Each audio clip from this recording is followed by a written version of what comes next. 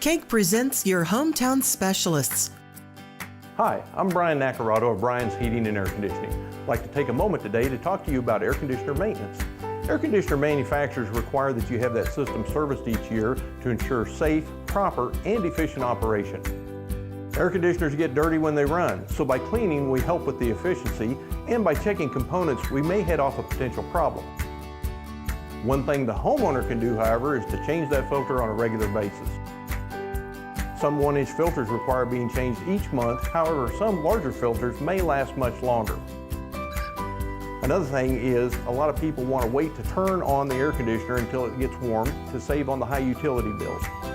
However, when we wait that long, a lot of the companies are busy when it's really hot outside, so have that unit looked at before it gets really warm outside. Thanks for your time and have a great day. Your hometown specialists, business committed to improve everyday living.